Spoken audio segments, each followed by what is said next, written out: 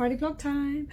This week I thought I might chat to you about biomechanical assessments. What are they? What do we do when we're doing one? And what do we hope to achieve from doing one? So why would you have one? Well, essentially if you have foot pain or things like heel pain, then we want to know what's causing it, because it's just not normal. So a biomechanical assessment allows us to not just only look at your feet, but look at how your feet are working in conjunction with things like your ankles, your knees, your hips, and how they're all working together, and if they're working together efficiently and effectively, because if they're not, that's why you get things like heel pain and foot pain. So an assessment, how do we do it? What do we do? First of all, we'll start with you sitting down. So we have a look at your feet whilst you're non-weight bearing. So we'll move things around, we'll manipulate them, give them a bit of a wiggle here and there. And what we're doing is we're looking at how your muscles are responding. So whether they're tight, whether there's plenty of movement there. And we're also looking at how much motion you've got in various joints within your feet. Now you have a lot of joints in your feet, you have a lot of bones, and all of those need to work in a particular way to really allow your feet to work as they're designed to. So if there are any areas that are tight or are limited in range of motion, then that can cause knock-on effect to other joints and other mechanisms within your feet. So say we have you sat down, we give them a wiggle around, and from that then we can have an idea of what's going on within your feet. Now we have to look at them whilst you're weight bearing. So we get you to stand up. So whilst you're stood up, we'll manipulate your feet, and often we'll manipulate your ankles, and we'll see how they're working, but also how your body is responding to that body weight that's standing on them. So with this, we're also looking at your ankles, your knees and your hips. What's going on there? Are we getting overloading? Are we getting any rotation at any of these joints? Because all of those things are really important. And then finally, we get you in motion. So we get you walking up and down so that we can see how these things are all working together whilst you're walking.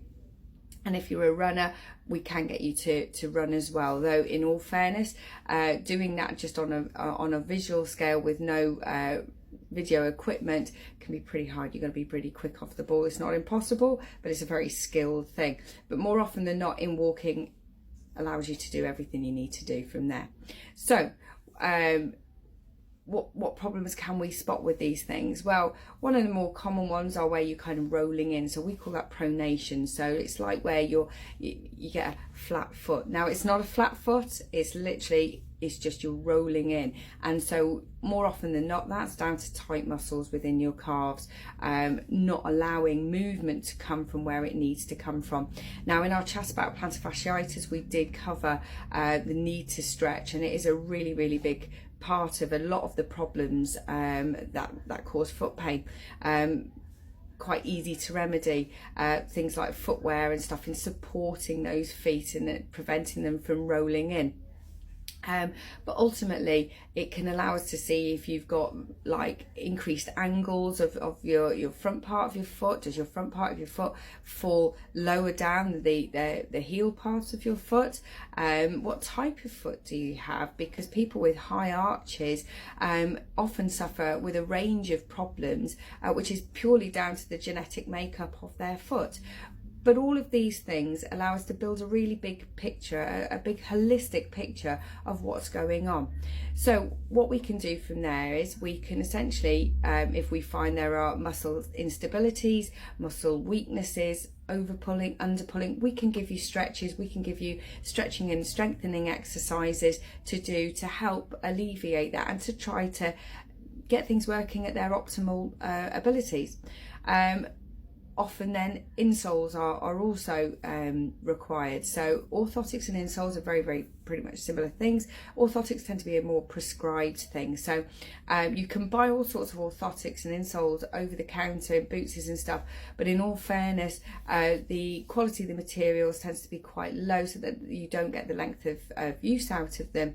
But also they're kind of a one size fits all. They're bog standard. They're not necessarily what you need yourself. So what we do here is we assess you, and from that assessment then we can prescribe you a particular orthotic, and we can make additions that address any, like we say, any angles that might be a bit out, leg length differences, not an uncommon problem, but often can be a massive causer of problems.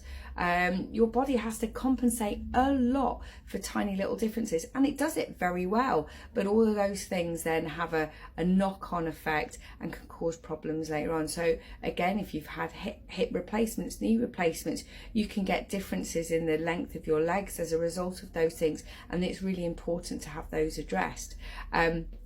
So like I say, we often prescribe orthotics and stretching and strengthening exercises concurrently alongside each other, and that often really, you know, it makes a massive difference as to your ability to carry out daily living, because say foot pain is not normal.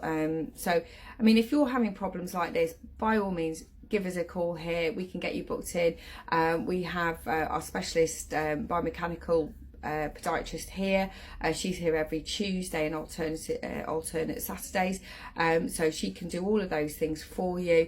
But yeah, any problems, by all means give us a shout. We'd love to hear from you. Have a lovely weekend, and I'll see you next week. Bye.